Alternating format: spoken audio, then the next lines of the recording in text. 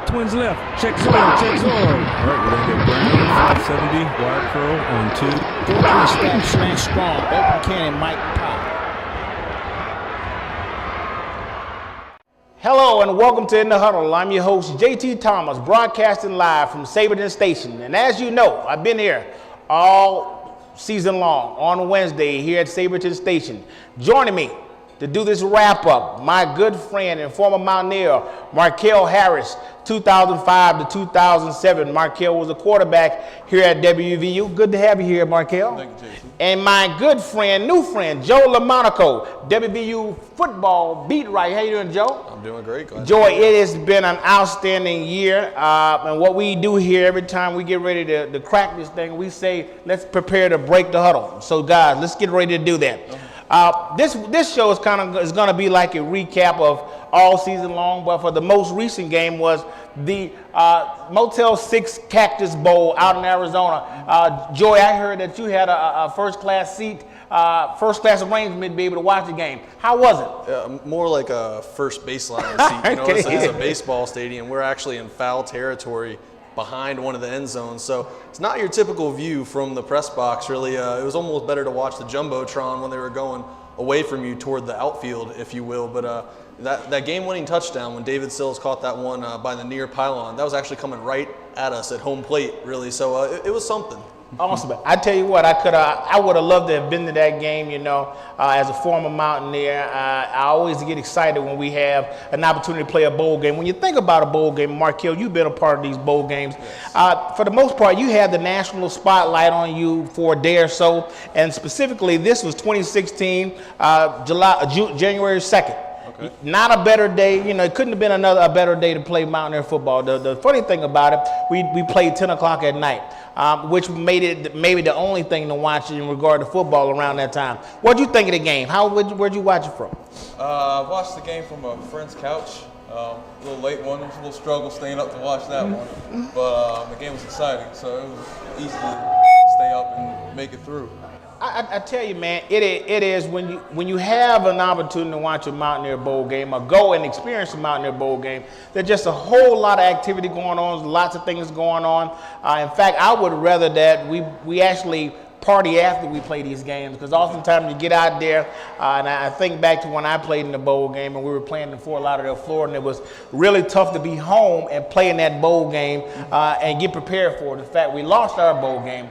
The good thing about this particular bowl game, this is a bowl game that was kind of familiar.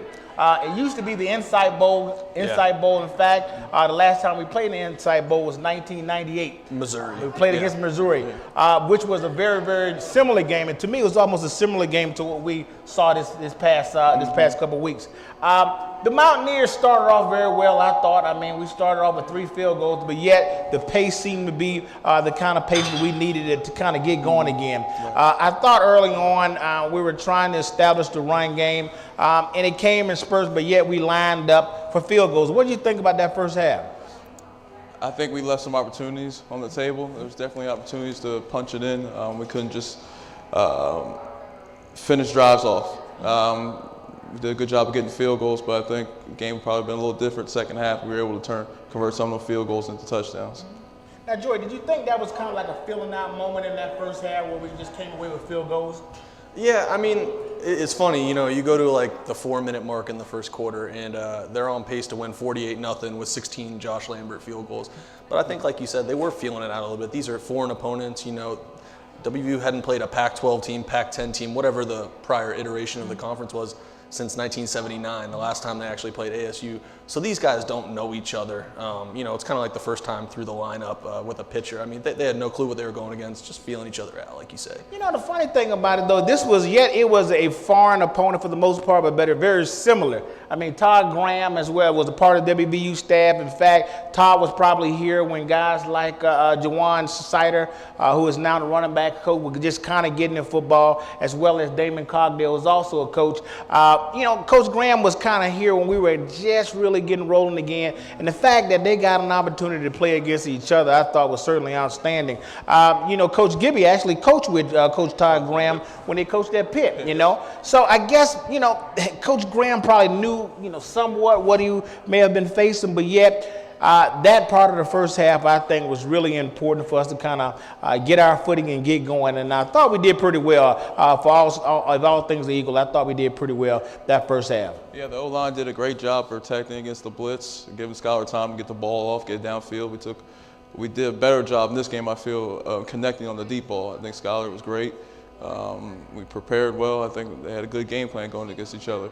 I think the offense knew what they were getting there. Keith Patterson was here at WVU, was now the ASU defensive coordinator, so I think they had a good idea what they were going to be facing as well. So I think all that helped us. You're right. I mean, in fact, that's what we talked about a lot, is just that we kind of knew we were going to get blitz. And that's what we kind of got. And our guys, at the beginning of the year, that offensive line we really felt suspect with, because we knew there was a lot of young guys. But they held up, as you guys just mentioned, very well against that blitz, just long enough for our guys to kind of figure out what was going on, and we really started hammering to it. Now, I got to talk about, we're going to get into Skylar Howard a little later, but I'm going to talk about him in terms of where he's come from and where he's matured over the last couple of games. This is a kid who I talked about at the beginning of our shows, who had inherited an offense, right? Early on, he did quite well against the 4 teams we played with. He struggled when we played against some of the Big 12 opponents that were very, very good. But yet, he seemed to be able to pull this team together and keep this team playing hard.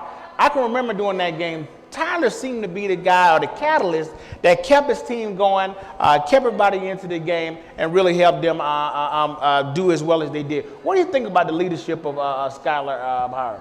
I mean, that's the one thing that's never been in question with him. I mean, you say go back the past couple games. I mean, let's go back the past couple years where they got him out of junior college in California, even further going back, White Settlement, Texas, where he played in high school.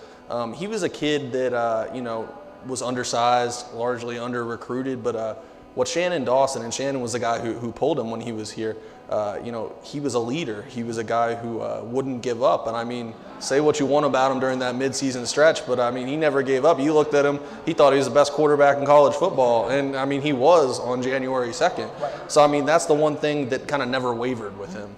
It's funny that you mentioned that, because we got one of the undersized quarterbacks right here. Markel played quarterback here at WVU, and I remember, before we got here, I talked to Markel about one of the memorable games that I remember. They were playing Eastern Washington, I believe, and I just remember, and not knowing you well, I noticed this small stature of a man come on the field and just start slinging the ball around, And I'm saying, man, this kid is putting it together. Did a great job. And it seems to be, for us over the last couple of years, we seem to get quarterbacks who do one or two things. First of all, they realize and understand the system. I mean, when you look at Clint Trickett, that's the same type of guy he was. Undersized guy, not a very big guy, big stature guy, but yet he was smart enough and understood the system. And I have to say, Skylar Howard's done an outstanding job of just learning this system and really, really putting together a good game plan in the last couple of weeks and being real productive. Another guy, Smallwood. Now, I have to say, at the beginning of the year, when we thought about Smallwood, we didn't see him as a feature back. But yet he has to be one of the guys that just comes out of nowhere, and he's done absolutely well. What do you think about a guy like Smallwood? Well, it's funny. You got to take preseason comments with a grain of salt, obviously, because everyone's high on everybody, everyone's undefeated. But Big 12 Media Days in Dallas, Coach Holgerson was talking him up, saying potentially the most versatile back he's ever worked with, comparing him to guys like Charles Sims, even a little further back. I kind of look at that stretch where they played Oklahoma State, Baylor. Smallwood played through that stretch with a really bad high ankle sprain. Both you guys are athletes. You know what those are like to play through. And especially when he's facing numbers. They talk about numbers. These teams were loading the box against WVU. They were daring them to pass and trying to stop the run. And he was still running through it, finished with more than 1,400 yards this season. I voted him as a first-team All-Big 12 player with the Associated Press. Really impressed me. Just imagine, so just wanted to break down what he said when he talked about numbering 8 in the box, 9 in the box. So what happens when we say in the box and determining who's on the field, when there's a certain amount of numbers on the field, when they got an 8 in the box, they really don't want to run inside. If they got 9 in the box, they really don't want to run inside. So if the numbers are against you, you start throwing the ball out. And the funny thing about that is we've been really successful. The fact that we have been, quote unquote, air raid offense, yet we've become a running football team. And I think it is a tribute to guys like Smallwood, who said, put the ball in my hands and let's make this thing happen. And one thing that I'd have to say about this whole season coming up to the bowl game was the ability for Coach Hogerson to adjust. I mean, there's something has to be said about a coach who's known for an air raid type outfit to say, okay, we're going to go what we have here. What do you think about Coach Hogerson and him being able to adjust on the fly like that? I think it was a great job this season to be able to adjust on the fly, especially with the struggles early. We had a quarterback during the Big 12 portion of our schedule. To be able to run the ball the way we did is great coaching, if you ask me, to be able to adjust like that. That's part of coaching. That's why you're called coach. You got to be able to do that. And he's got the horses in the backfield to be able to do so too. You know, Wendell rushing close to 1,600 yards. Russell Shell not that much far behind him, close to 1,000 yards. And then you got Skyler rushing quite a bit of yards as well. So, I mean, I think it's a great job adjusting. And it's funny too. I mean, it actually goes back a little bit. You could, if you watch, you could see this in the plans back to when Dana hired Ron Crook when he took him from Stanford. That's a guy who's an offensive line coach who's really a run game coordinator. His specialty is orchestrating run games. Going back to his days in the Ivy League, Harvard, their backs led the Ivy League every year he was there. So I actually talked to Crook. I did a story in September. And, he kind of recalled the conversation he and Dana had when he hired him. And he said, look, now I want to do some different things. I want to be able to do something that people in the Big 12 maybe don't do as much. I want to be able to run the ball. So maybe this year's the payoff, but it's been in the works for a couple of years now. That's a great point. You know, when we first got after this stuff, and I tried to remind fans, for the most part, and Joey, you can back me up on this. So we had a very young team. Yeah. You know, you're talking about handing an offense over to a guy who's coming from junior college. You have at least 2 true freshmen playing wide receiver for you. You have a running back group by committee, and you have a very young offensive line. When you look at that, and the fact that we were really, really just getting this thing going, we've been very, very successful. I mean, I have to chalk it up. We played teams that were ranked in the top 10 for a couple weeks throughout the Big 12. Something has to be said about being able to compete with those guys and do it as well as we did. Oh, I mean, no doubt. I mean, you go to the middle of the third quarter against Oklahoma, who's a college football player qualifier.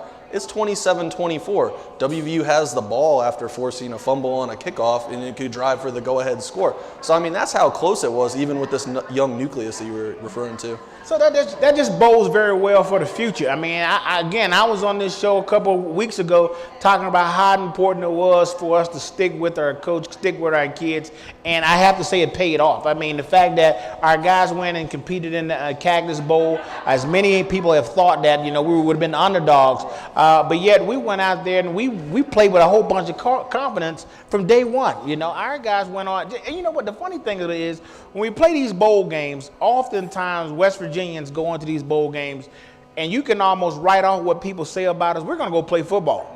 And that's what I really like about our ball club, and that's why our fans like to go bowling, Markell, is all we're saying is give our guys a chance, and most often time we'll go out there and at least give us a good battle.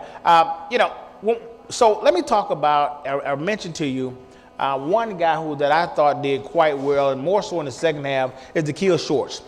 Da'Keil Shorts ended up with 2 touchdowns, and the kid kind of came out of nowhere. All season long I've been kind of waiting for Da'Keil just to get his act together and be more inclusive in that offense. But this game, he really just showed up. The kid just came out of nowhere. He's a junior on the program, so we'll be back next year. There's a lot to be said about for him, and I'm looking forward to him coming. What do you think about Da'Keil Shorts? It looked like the light came on finally. Waiting around, like he's always shown spurts of doing great things in this offense. And some games he's there, and some games he doesn't show up. This is one of the games where he did, and he was a big lift for our team. He really helped out the Mountaineers. Hopefully it's a sign of great things to come. Let me ask you this, as a quarterback, former quarterback, I mean, people just cannot understand how important it is to get timing, to spend time with guys. Think about it, Skyler's been with these guys a season. Just imagine he at least he's going to get Shelton for a couple years, but just imagine when them guys start putting it all together. As a quarterback, what do you got to have? What does that feel like when you're on the same page as your receivers? You have a lot more confidence throwing the ball. That's for one thing. You can know you're going to throw a ball and the receiver's going to be there to trust the timing. Playing quarterback, a lot of it's timing and rhythm. And if you don't have that timing and rhythm, if that's off a little bit, you're not going to be that successful. And that comes with a lot of practice, a lot of time put in the off season, all the hours working that chemistry. You can always tell the offense there, put up a lot of pass yards. Those quarterback and receivers usually have pretty good chemistry from working together quite a bit of time. I think going now, Skylar has a full season under his belt, and now you got basically the whole receiver core coming back except for Jordan Thompson, and a lot of young guys that receive playing time. Now they're going to have an off-season to work together. There's no really quarterback competition, I don't think, right now for him to worry about. Now he can focus on just playing football and getting know his receivers a little better. You know, one thing, Joy, as you kind of mentioned, started on, Skylar kind of felt like the man coming into the season. One thing you don't see a lot of, but we saw out of Coach Hoganson is he stuck with his quarterback. I mean, he kind of spoke the success of this kid all season long, and he kind of reassured everyone that this kid's the real deal. He's going to be a good ball player for our football team. I mean, that's part of it. That's part of it, definitely. But at the same time, you have to be realistic and look at who else they had. Will Crest in limited action didn't look real good. One other quarterback option, they burned his red shirt, but at receiver, David Sills, so he's no longer an option. And then Chris Chugunov, once the season went the way it did, mid-season they already had a few losses, they weren't going to burn his red shirt. But I would disagree a little bit. I think there could potentially be a competition between Chris Chugunov, who's that talented freshman quarterback from New Jersey, from Skillman, and Skylar. I mean, the bowl game's going to complicate that because, people are going to look and be like, this guy threw for 532 yards. But I wouldn't be surprised. I don't think he's going to run away with it. Maybe in the spring, Dana will say he's the starter again, but I think there'll be some competition. Well, that's an interesting tidbit, some inside info that we got on the show. Appreciate that, Joey. Football is about competition. So whether or not our guys should go into the season thinking that they're replaceable and that they got to really compete for their job. I know that's how it used to be, and I'm sure it'll be the same way. But again, I'm just excited for the future. I mean, Sheldon Gibson, man, this guy seems to be very special to me. I think with just a little more maturing, he will be one kid that you got to keep your eye on and will do well for our ball club. Oh, no doubt. And I'm not an alumnus of WVU. I came here with pretty much a blank slate, not a lot of impressions. I think Sheldon Gibson can be one of the best receivers in the entire country. You don't see that kind of lateral quickness. I mean, he is just fast. He has track star speed. He's got decent height for his position. And he can be really, really, really special. He was second in the country in yards per reception. So obviously a home run hitter. He made his receptions count. And he was on the Blitnikoff watch list until he had that 3-game stretch where I think he went with only 1 reception in the passing game as a whole kind of fell apart. But I mean, man, talk about a guy to lead that offense next year. And I have to say this too, when he wasn't doing well, I saw the kid on special teams. When you got a kid that's willing to do any and everything, Markel, those are the type of guys you want on your ball club. That's why, again, the fans, I just said I'm very excited about our ball club. We got a lot of good character guys who I think will they buy into it. That's the one thing about Mountaineer football. And, we tend to buy into the program. And once you do that, good things start to happen, So with that, I'm giving all the praise to offense. And I'm doing that because you're here, Markel. Oftentimes, I'm really a big defensive guy. As a former linebacker, I like to talk about our get-after attitude. And I'd have to say I'm very, very happy that our defense kind of got it together. And 2 people that I want to talk about tonight, Shaq Petaway, who was a defensive player of the game, and Nick Kettlecasu, who I have thought has been a great player for the Mountaineers all season long. But think about Petaway. Petaway has been with this ball club for 5 years now. He sat out 1 year because he had surgery. But he played his heart out this game and really did a great job in sending seniors out in a big way. What do you think about Petaway? Oh man, I mean with Petaway, it's funny. I had actually talked to him a couple weeks before the bowl game, and got one of those rare one-on-one situations where there are no other reporters around. And I asked him, and I said, KP, Keith Patterson, former WVU defensive coordinator. I mean, this mean a lot to you? And he said, oh yeah. He said when we found out, I wasn't even thinking about the team. I was thinking about one guy who left us in the cold, and I texted Nick Kwiatkowski, and I texted Jared Barber, and I said, we get a shot at him. So he had a little bit of motivation going into this one. And I'm telling you, that is all, when you have that type of motivation, you're playing for a reason. You want to, in fact, when you have those type of games, I guarantee you those guys were playing for a shutout. They wanted to shut this team out, but it was a good game. I mean, this is really what college football is all about. And I mean, you cannot ask for a better matchup than what we saw in this last couple weeks. But guys, I gotta break it right there. Typically, when we have this time, we throw some trivia questions. And anytime I do that, I remind everybody that we did this show. I should remind everybody, we were here at Saberton Station all season long, and every time we did one of these, we gave away these koozies here, right? We gave one of these koozies. And to win them, all you had to do was listen to us while we were talking. So the trivia question tonight was, when was the last time we played a Big 12 team, Pac-12 team in a game? And to be recognized, all you have to do is raise your hand. I'll give you a few multiple choice questions. It'll be 1979, 1980, 1981. So A, 1979, B, 1980, C, 1981. We got a A. You're absolutely right, sir. And I have to say, this gentleman right here has been coming here every week. He is like clockwork. He is winning these cozies. But last time you were here, sir, I think it was a completion. Was it a completion? Yeah. Let's see what we got this time. Here we go. The old quarterback. There we go. I'm telling you, Coach Holgerson, you need to come on down here to Saberton Station, or anytime we're taping this show. You need to be in the audience because we got receivers. I think we've only had one drop pass since we've been doing this show. So I have to say our guys are certainly talented. Just, sir, you'll be adding this to your collection. I mean, you kind of do this like I've done this before. JT, I know the drill. It's good to have you back, and I certainly appreciate you supporting us each and every week. But guys, make sure you come down here and visit Saberton Station. As I mentioned, they got great food down here. The beers, the libations is cold. It is always a great time, and I'm just happy to be back closing out this game. But guys, let's get back into this game. As I mentioned, as a defensive guy, I like to talk about hard-hitting defenses, and I have to say, think about what happened to this defense this year. We had a leader, Carl Joseph, who went down early, and we had some troubles here and there at the corner. In fact, in this particular game, our number one corner was not in the game, and we had guys step up. And Joey, talk about what the team probably felt like. What do they do when they had to step up without having Will in the game? Well, I mean, like you alluded to, losing Carl Joseph was so hard. It's the week before the Oklahoma State game, and word comes out. It's one of those situations. I remember where I was when I found out that Carl Joseph was done. That's how momentous it was as an occasion. But they really kind of came together.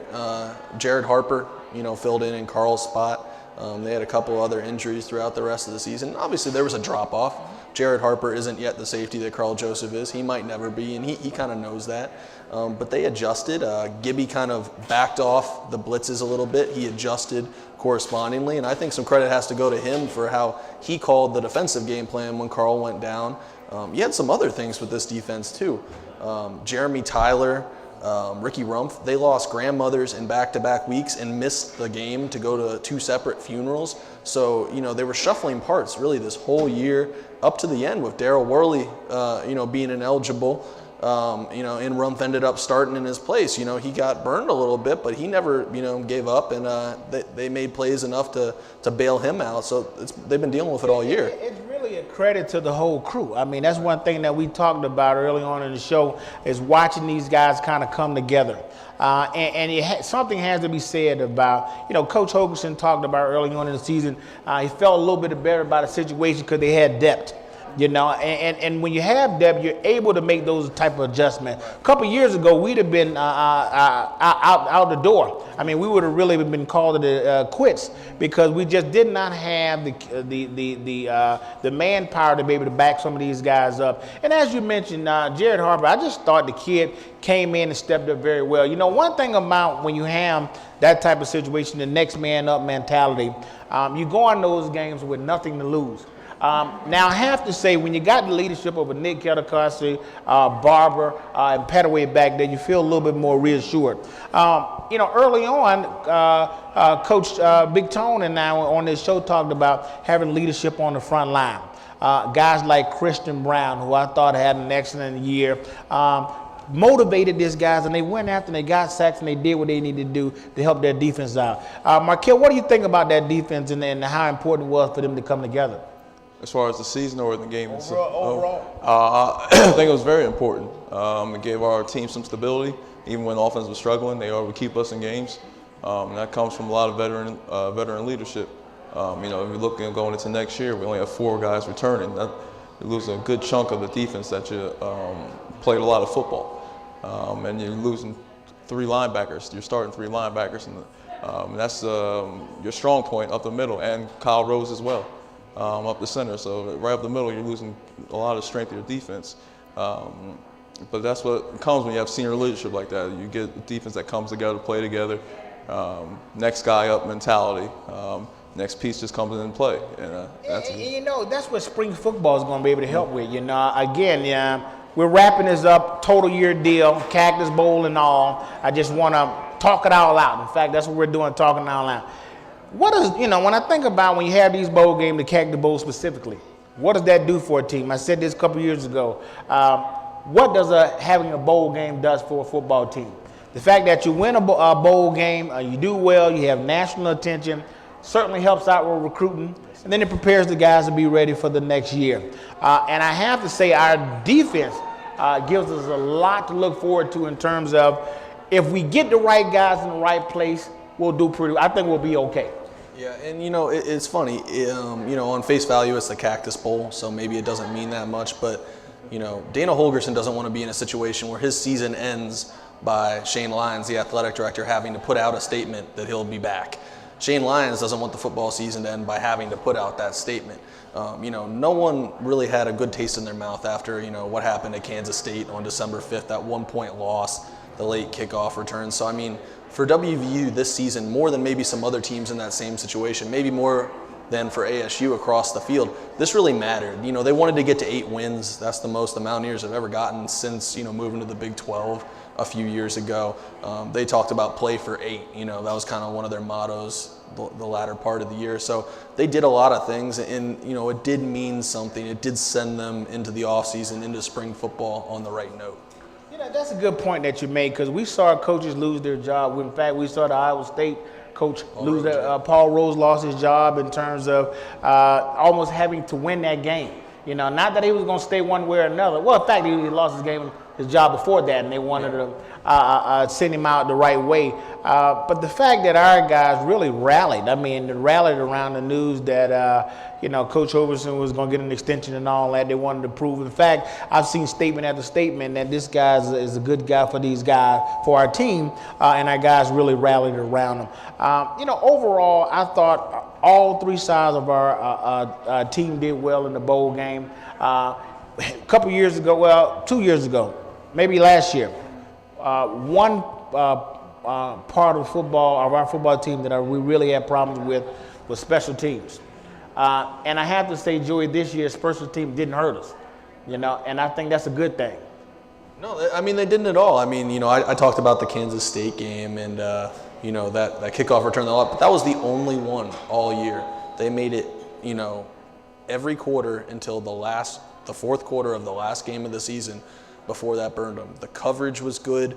You know, the return units were unspectacular, but they didn't make any mistakes at the same time.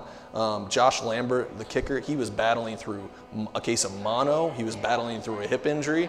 And, you know, maybe not a Lou Groza award caliber season, but he's still one of the better kickers in the Big 12.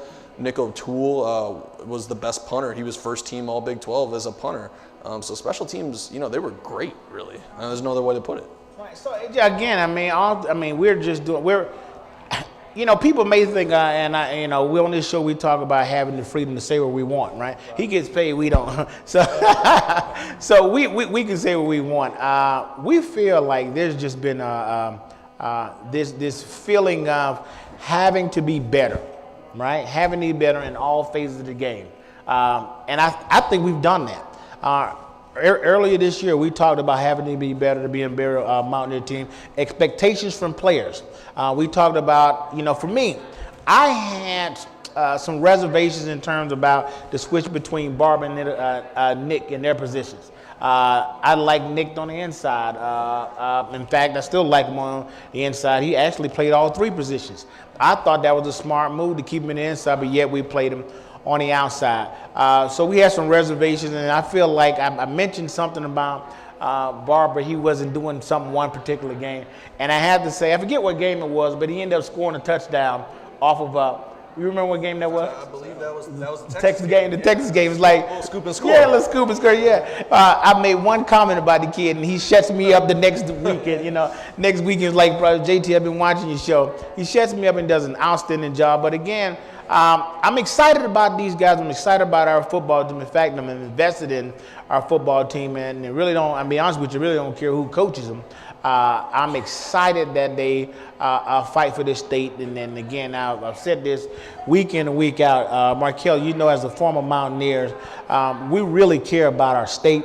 When we care about this ball club, I often say this, that we are kind of blue-collar state. We're a blue-collar football team. We like to go out and have a good fight. You know what I mean? We're not comfortable with having a subpar season or not going to these bowl games. So again, you might hear me praise them a lot, but I'm very critical about our team doing well. I have high expectations for them. I know they will do well.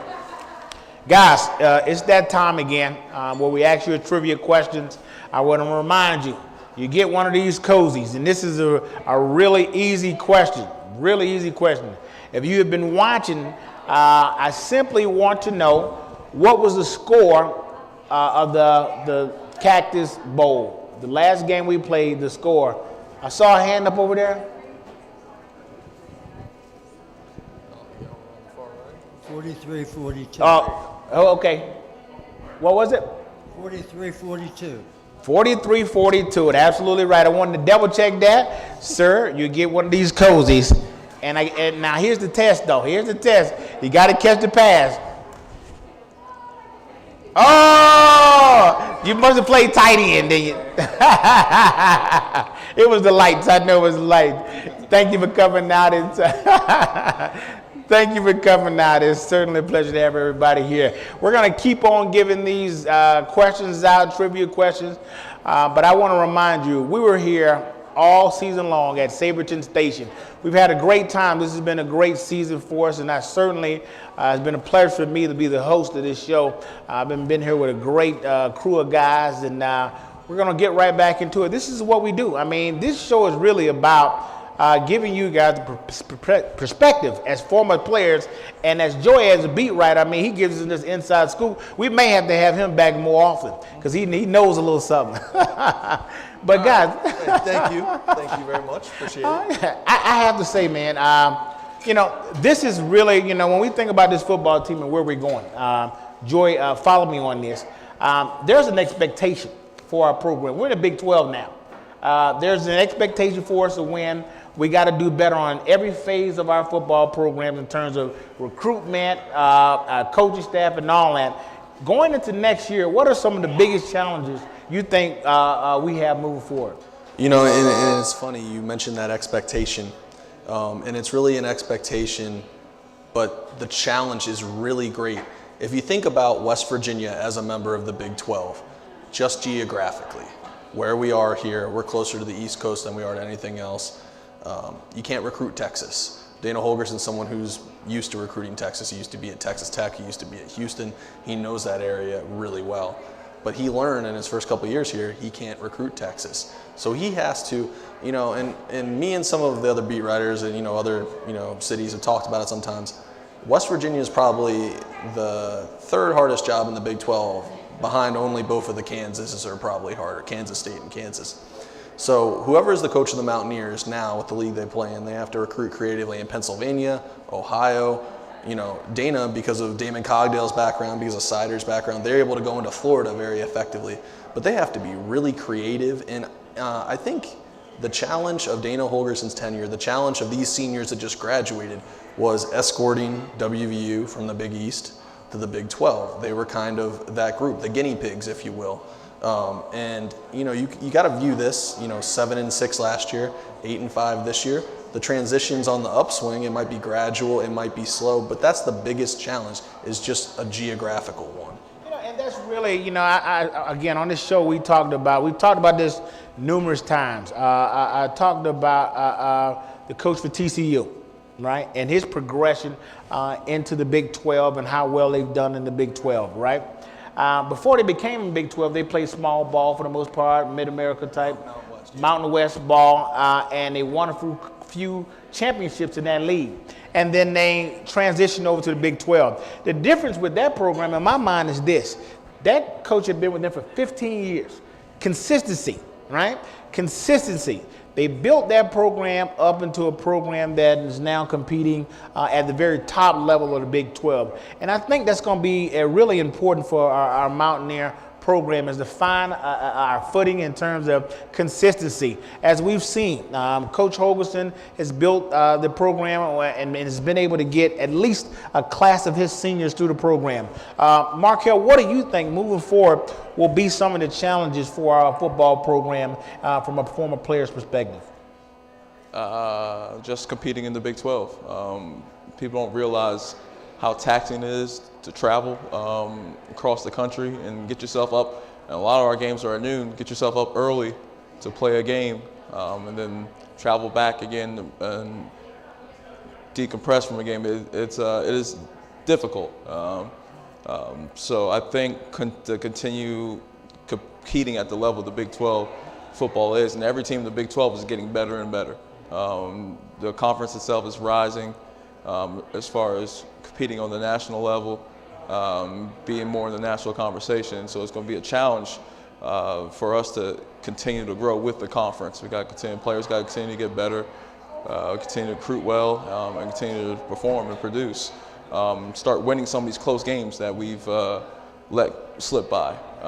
That's going to be the difference as far as success. We start winning those games, things are going to start getting better. Those 50-50 games, the games we probably should have won that we didn't.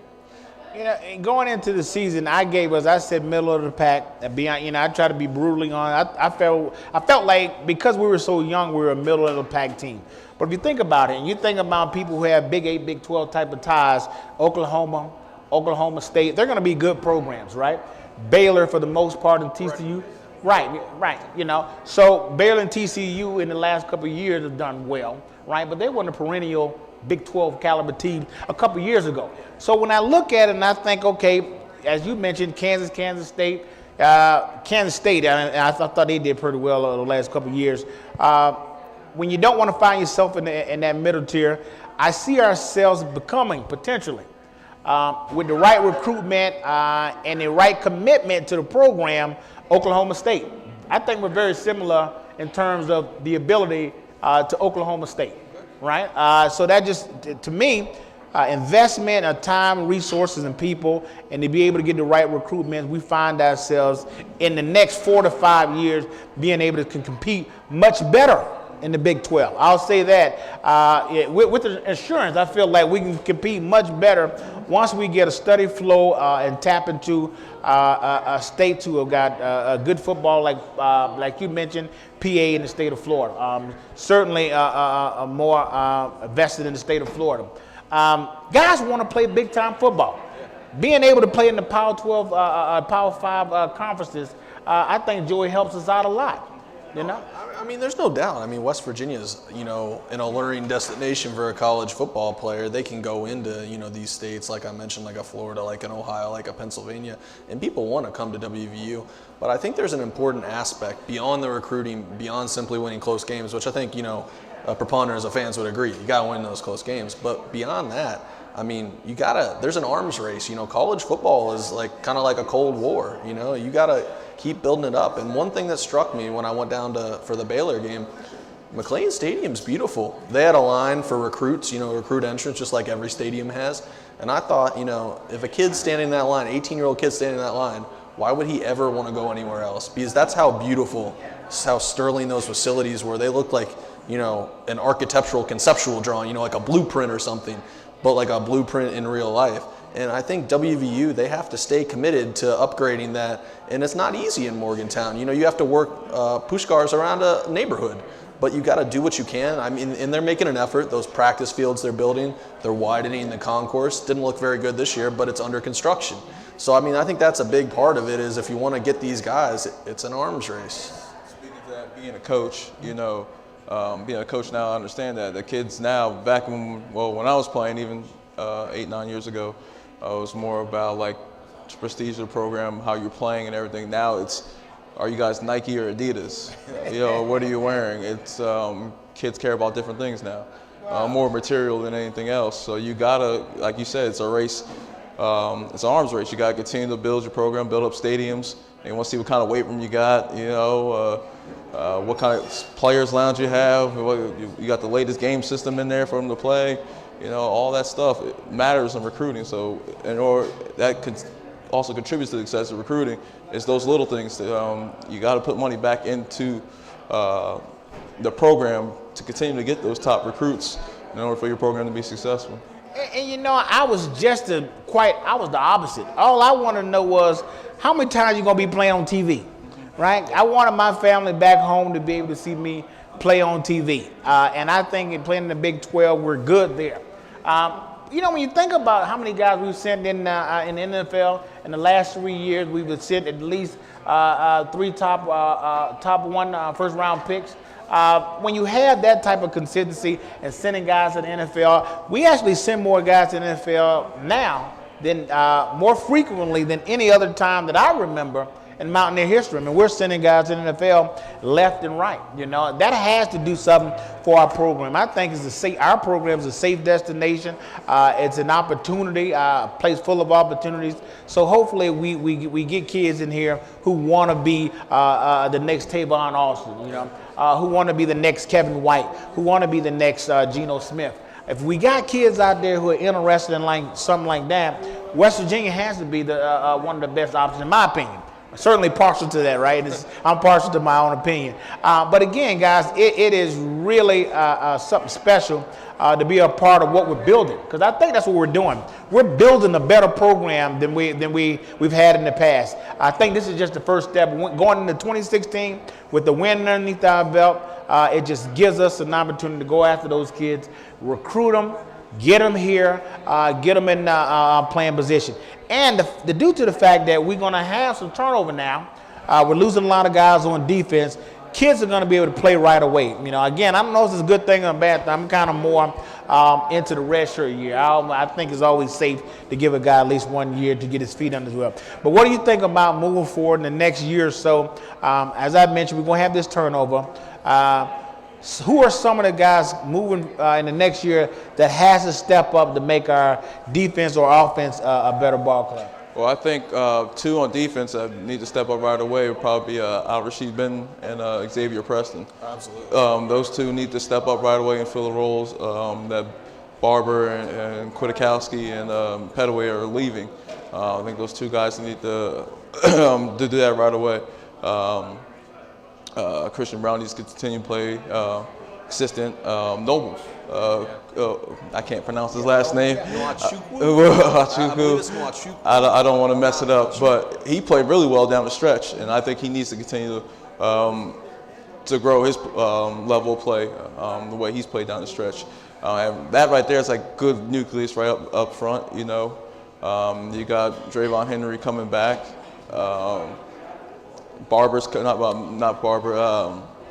Jared Harper is coming back as well. Jeremy Tyler's coming back. Yeah, and JT, I think that's a guy that he's got a lot of fans inside that building. I think B. Mitch likes him a lot. I think his teammates like him a lot. He's a guy, he's a little bit of a harder hitter in safety. And Noble, he's a guy who could solidify himself as maybe a first-round pick. He's a guy who exceeded Bruce Tall's expectations, the defensive line coach. And, you know, as a 3-technique lineman, what I mean by that is, you guys know, West Virginia, on every formation, they only use 3 defensive linemen. And it's not as easy to get those sack numbers up because you're going to face a lot of double teams because the linebackers are going to be the guys who are expected to contribute the pass rush. But Noble's sack totals, Christian Brown's sack totals, Kyle Rose's sack totals, those 3 guys, they got to the quarterback maybe more than was expected considering the scheme. And that's a great point to point out. So we run a 3-3-5, and we've talked about this and contested this many times on this show. Other teams throughout the Big 12, they play with 4 down linemen, right? Which gives them better odds at getting guys to the quarterback. In fact, you know, the guy from Oklahoma State, I think he won, Augman won, he led the Big 12 in sacks, I believe. You have an advantage when you got 4 guys. The fact that we are able to do it with guys like Noble who can do it with 3 down linemen, I think that's just a testament to first of all, the capability and skills of that young man and his focus on getting better at his craft. Ladies and gentlemen, hopefully you enjoyed this part. We've sat and kind of shared our opinion. We want to be here for you right now. So this portion of the show, we want you to raise your hand and we want to answer your question. You can give us any question about Cactus Bowl or the future of the Mountaineers. So if you would, just raise your hand and we will answer your question to the best of our abilities.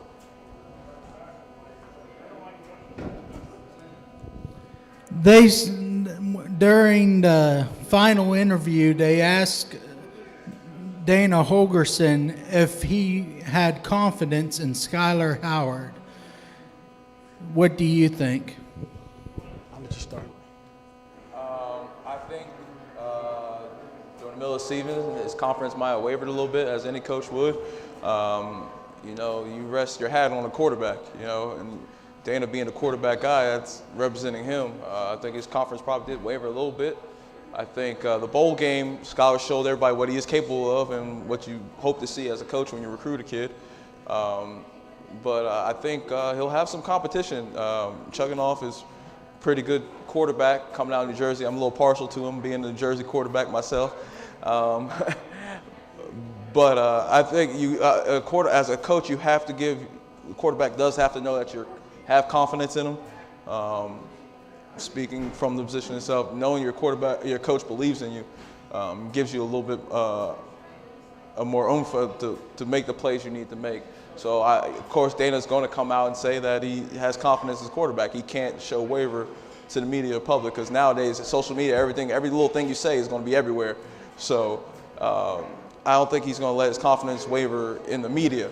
Now, behind closed doors, I don't know what's going on there, but at least to the public, he's going to show that confidence in his quarterback. What you got, Joy?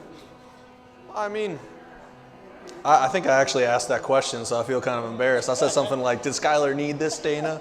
Did he need a game like this? And, Dana kind of looked at me and he said, Skylar earned this because one of his best qualities is he doesn't hear very well. Only when people like me are writing or talking, critics. He takes harsh criticism well. He's one of those guys. I mean, all athletes, seem to think it's us against the world, chip on our shoulder, the haters. Now, I mean, even when I was in high school, like 5 or 10 years ago, college, 5 years ago, we didn't really say the haters. But I mean, now it's, everyone is a critic, everyone's a hater. Skylar is like that to a T, maybe more than most quarterbacks I've ever seen. So does Dana have confidence in Skylar? Yeah, he knows what Skylar is. Skylar's a known commodity at this point. He's the evil they know. But, I mean, he has confidence in him because Skylar has confidence in himself. As I used to say when my son played here, so to answer your question, I would say yes, Coach Hogerson has a whole bunch of confidence in him. But as a player, you have to know this. Every time you step out on the field, I used to say to my son this, you have to think to yourself, I am the baddest SOB on this field. And I guarantee you, Skylar doesn't have a problem with that. And that's a good thing. That's not a bad thing, folks. You have to have that type of mentality to go out there and do this crazy thing they call football, where people are attacking you and coming downhill and hitting you as hard as they can. So to answer your question, I think the coach certainly has a lot of confidence in him, but yet that player has to have that self-confidence to be able to go out there and do his job. And I think Skylar does not have a problem with that. As Joey mentioned, though, going into the next year, I'm sure Skylar will go into this just like he's done in prior years, feeling like you have to compete for your position. I remember, as I keep going back to my son because it's most recent history to me, the difference between when I played and he played, I kind of felt like every week going in and out, I was good. I was going to start. As long as I was making tackles, I was going to be good. But when Coach Rich Rod came, I told my son, I said, listen, you got to compete every day. And I don't see this changing. I mean, now, as you just mentioned, the way football is, you got to compete every day. So, again, I think Skylar goes in with confidence. The coach is confident. He'll do quite well. Any more questions?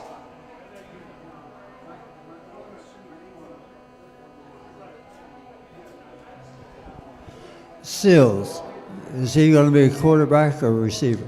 Good question. Great question. Let's start off, Joey. Yeah, I can start off with that. So after the game, I talked to David. First time, he wasn't allowed to talk to the media all season. He's a freshman, that's a first-year player. That's a pretty common rule.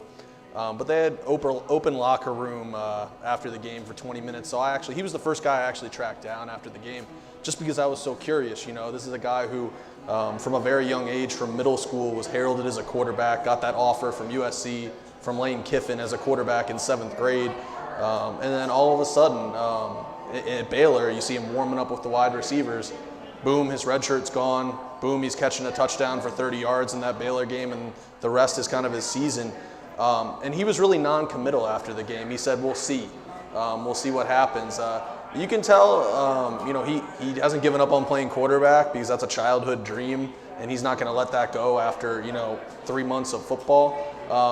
But kind of the circumstances under which he became a wide receiver this year, the players needed him, the coaches needed him. Lonnie Galloway just kind of kept nudging him, and eventually one day he said, okay, fine. And he made a pretty big impact. So it's kind of wait and see. And Coach Holgerson's kind of echoed that same thing. We'll reevaluate in January. Well, it's January now, so I'm sure he's looking at it and seeing where his future lies with the team. But right now, Sills himself, didn't really know. Yeah, Markel? I have to relate him back to a former Mountaineer back when I played Nate Sowers. Yes. Came in from Martinsburg. Was a great high school quarterback, Gatorade Player of the Year. Came here, sat behind Jared Brown, and I believe Terry Mitchell at that time as well. He found himself behind all those, came in with 3 quarterbacks, and the defense had been trying to get a hold of him for several years before he finally gave in. Coach Gibson was here at that time. We were able to finally convince him to come over to safety. I believe his first big play was on special teams kickoff against Georgia Tech in the Gator Bowl. Made a big hit. And from there, he found his way starting in the defensive backfield. Had a pretty good career here at West Virginia. I think David Sills will probably end up in that same track. He'll probably sit back and look at it, what's in front of him. He wasn't the backup this year. It was chugging off. You got a young quarterback in front of you, and Scholars got another year of eligibility. And kids now, they want to play. They don't want to redshirt. They want to play. And me being a player, I'd probably take the opportunity to continue to play. Or he could go to a track like a lot of kids are doing these days and just go ahead and transfer. It seems like to be the new rage these days. College football, oh, I'm not playing, okay, I'm going to transfer. So, but I hope he stays around. The kid's got a lot of talent that definitely can help our program. So I'm not sure what he's going to do. It's not unheard of that these guys play one position for a while and they go back to their natural position. The kid from Baylor or TCU, one of the kids. Yeah, Trevon Boykin. Yeah, Boykins did that, right? They played receiver for a couple years. He was actually the leading receiver when they played against WVU. Right. In 2013, I believe it was. He had, I think, 10 catches for 110 yards or something like that. Right. The next year, he's playing quarterback. He's under center in that same game. So, I mean, I wrote a story comparing the two, which isn't fair to Sills because he's such a young guy. But I mean, it could certainly go either way. Right. And the same thing with Ohio State, same scenario, right? It's not unheard of in this time and age for a guy to be able to play where his talents lead him. So I feel like this. I feel like if he goes in, I believe he'll get reps at quarterback in the spring, and he'll do probably part-time both. If he just looks absolutely better at one position or another, that's where he may find himself. What you two may not have known, I'm an old converted quarterback myself. I was a quarterback all my life, and then going to junior college and hurt my hand, and I ended up playing linebacker. So I played where the coaches need me. So I see, to answer your question, Seal seems to be an unselfish guy. I see him being able to play wherever the coaches feel like is going to be best for him. I don't get that transfer vibe from him yet. And oftentimes when guys do that, sometimes they do that 5th-year deal. Yeah. I mean, with Sills, you also have the daddy factor too. David Sills Sr. Or David Sills the third. He's actually the 4th. There's a little bit of backstory, and I won't really get into it, but he kind of created a high school that Wendell Smallwood, that Tequil Shorts, and David went to. So he's kind of been grooming David to be a quarterback his whole life. So that's kind of the X factor in all this, because he's going to have some influence from, the family situation too. And I don't know, what kind of input he's going to get from his father, from his family. But, that's something that you can't just overlook in the situation either. Guys, any more questions? All righty. Well, look. As you saw tonight, you got a lot of good inside stuff. It was good to have everybody out. I just want to certainly thank everybody for coming out. Certainly want to thank this establishment for allowing us to shoot this show here. As I said, we've done over 13 episodes here. I think I've missed one. The crew has done an outstanding job of showing up week in and week out, doing what we love to do. That's just talk college football, talk WVU football. Guys, again, I want to thank you all for coming out. Until next time, huddle up.